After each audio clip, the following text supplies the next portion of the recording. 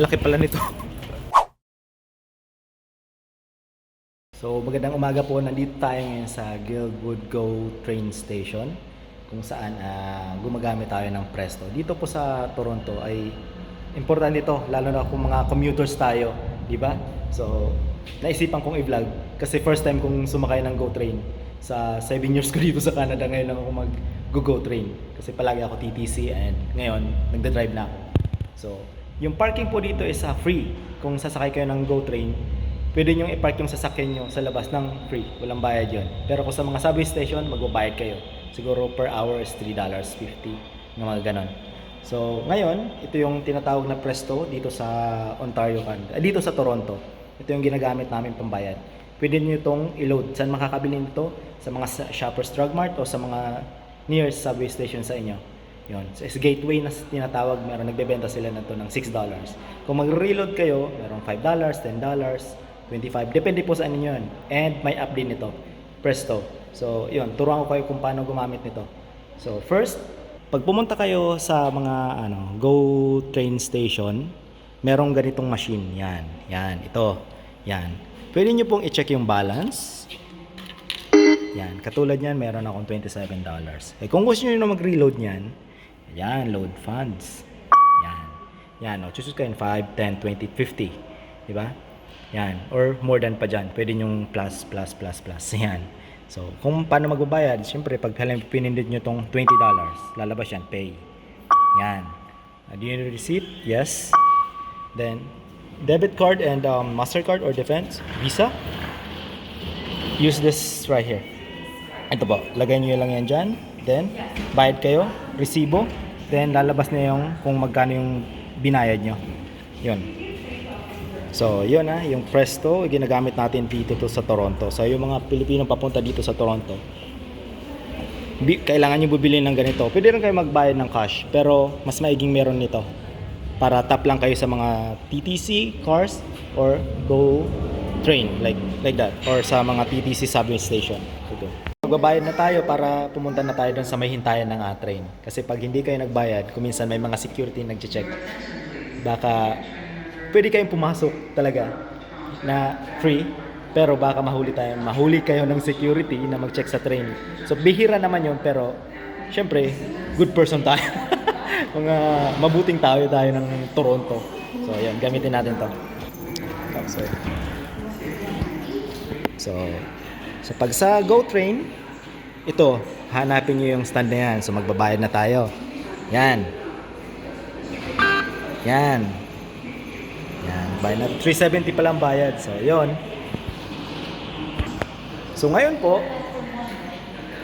pagdating nyo dun sa station na pupuntahan nyo, yung bababaan nyo, maghahanap ulit tayo ng ganon para itap to. Yun ang sabi sa akin ng mga kasama ko. So, mamaya, pagbaba natin ng Union Station, itatap natin ulit to. Kasi pag hindi daw natin to itap, magbabayad tayo. Pag nakalimutan natin, mag-tap, di ba? So parang ikakaltas doon sa ni-load natin, parang yung ni-load natin, parang ikakaltas doon pag nakalimutan mo parang mag-check out, parang ganun. So, yun, mamaya doon sa Union, matatry natin yan. So, let's go. Isa pa pala, meron pala mga platform na tinatawag nandun. Yan, platform 1, papuntang Union. So, yung mga oras. Tapos, meron din platform 3, papuntang Oshawa. So, huwag nyo kalimutan na i-check yung kung saan platform kayo papunta. Baka maligaw kayo. Kasi meron palang platform 1, platform 2, 3. So, kagaya nito. Yan, di ba? 1 tayo, so dito tayo. Papunta tayo ng Union. Hindi bang platform yan? Dito tayo. So, ito yung platform 1 to. So, ito yung papunta ng Union. So, hinihintay natin yung train. Wala pa. Yung schedule namin is 12:39 daw. On time daw yun eh. May nakalagay. So yan, may nakalagay naman. Lakeshore, 12:39. Papunta kami ng Union.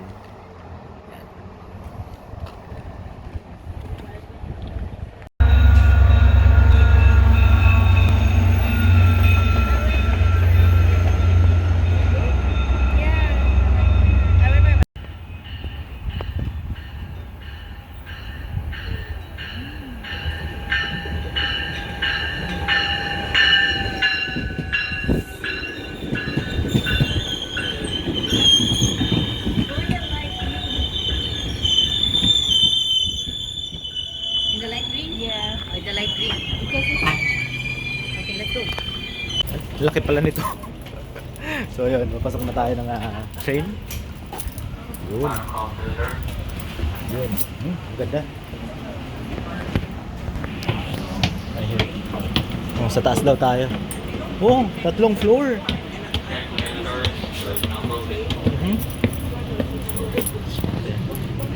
Yun. So, what do you want to sit here? Yun, nandito na tayo sa train. So this is better than TTC actually. Right? Much better. Much better. But more expensive. A bit expensive. It's faster too. How many minutes like from here? I think it's like 25 25 minutes? Yeah. Yeah. From here to Dongguan. Oh, golf. Look there. Look at People the are park. playing golf. They're playing golf. So, mas maganda to kaysa sa Toronto Transit Commission. Pero sorry, palagi ang sumasakay doon dati. Kasi medyo sa malayo na kaming lugar, sa Scarborough area na po kami nakatira. Kaya You like Isabel? karamihan ng mga tao dito na sumasakay. Medyo mahal to sa sa TTC, 370. Ang TTC is 325. Pero mas komportable naman dito. Oh, she's This trying to is think. 5 something. TTC po is yung Toronto Transit Commission, yung may line 1, line 2, tapos line 3. Di ko alam kung may line 4 na. So, yun ang ginagamit namin transportation ng mga tao dito sa Toronto. Subway station. Sa subway.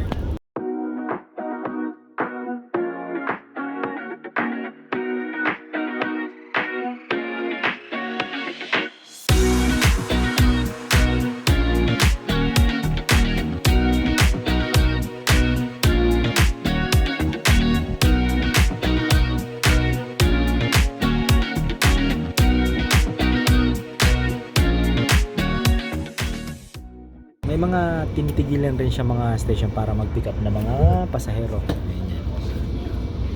Ito ay Eglinton Station. Sabi ko, first time ko dito. Sabi ko, first time ko dito na sumakay. Tagal ko na sa Toronto. This is my first time actually. Ako uses. To ride GO train. Always TTC actually. Once I start using this, like when I go downtown, I just keep using this. Yes, yes. Even Isabel likes it. So, simula doon sa pinagsakayan namin na station, 4 na stop daw papuntang Union, papuntang downtown. So, mas madali talaga. Kasi kung Scarborough ako kung pupunta pa ako ng Kennedy Station, subway station yun. Kaya station din yun lang sa eastbound. So, medyo 1 oras yung biyahe. Pero kung sasakyan, depende pag Sabado, kagaya ngayon, medyo traffic siguro ang papunta ng downtown. Mas better talaga itong sakyan. GO train. When I forget. So, meron din palang GO train papunta ng Niagara. So, pagpaplanuhan namin kung ito-try namin yon, yung GO train from Toronto papuntang Niagara. So, kasama namin si Asma. Yan. Siya ang magiging guide namin papuntang Niagara. Gusto ko sana mag-drive kaso para maiba naman, para makita nyo for the sake ng vlog. No vlog tayo papuntang Niagara kasi malamig na po talaga dito ngayon sa lumalamig na. Eh, sabi in 2 weeks mag-winter na daw, mag-snow na kasi winter season na rin. So at least maagapan natin tong weather na medyo maganda pa para ma-experience natin mag-go trip papunta Niagara. Extremely So yun ang sunod naming plano. Just the day before.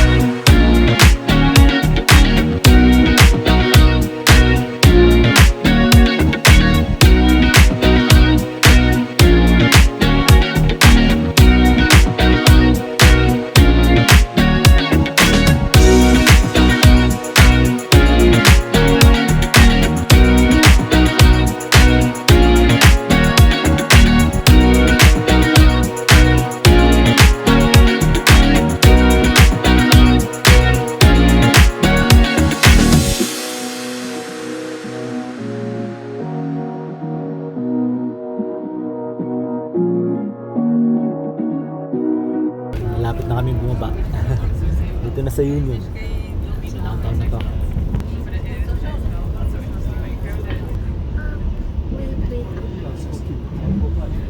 You'll be arriving at Union Station momentarily on platforms 5 and 6. If exiting here at Union Station, please take this time to look around and make sure you have all of your belongings with you as this train. Baba na tayo. Bilis lang. Please do not cross the tracks. And then they're like sectors. Well, I used to also tell them, I said, oh, you know, I'm on my coast.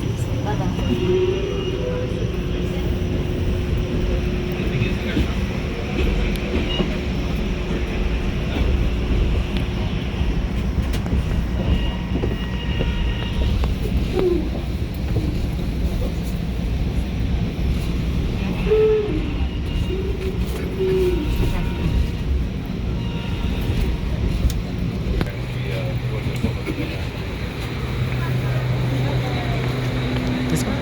Bye-bye. Say bye-bye.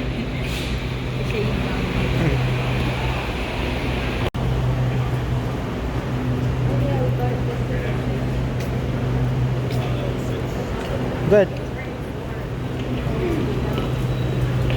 No, you can't. You can't.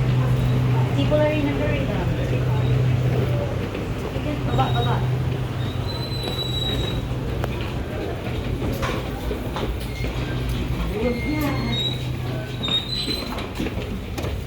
Wow. It's like the airport, huh? Oh, we have to talk about You ever come in here, Marco? Yeah. I know, this is my first time, right? Yun, mag-top out na tayo. About, have you had camp? Yeah. I guess so. Diba? Kasi kung hindi, magbabayad tayo na magbabayad. Yan. Yun lang. Presto. Po, nakababa na tayo, nakapagbayad na rin tayo, nakapag-top out na rin tayo. So when we come So, back, pupunta na kami ng downtown mismo. Kasi meron, lipat na tayo sa TTC. Yun na yung tinatawag na TTC. Kanina galing tayo ng GO train. Hanapin natin yung TTC connection. Yan, subway. Pwede. 108. Okay, we have time. So, yun po yung paggamit ng Presto card sa GO train, ha? Kasi, pero yung Presto card pwede rin yun sa TTC. You see, Sa regular na subway train. So, yun lang muna ngayon. So, sunod, gawa na naman tayo. So, yun muna sa ngayon. So, at least meron tayong basic na kaalaman sa paggamit ng Presto sa GO train. Nandito na kami sa Union. Maglalakad-lakad na kami sa downtown Toronto. Nasa downtown na po ito, Union Station. So, bye-bye!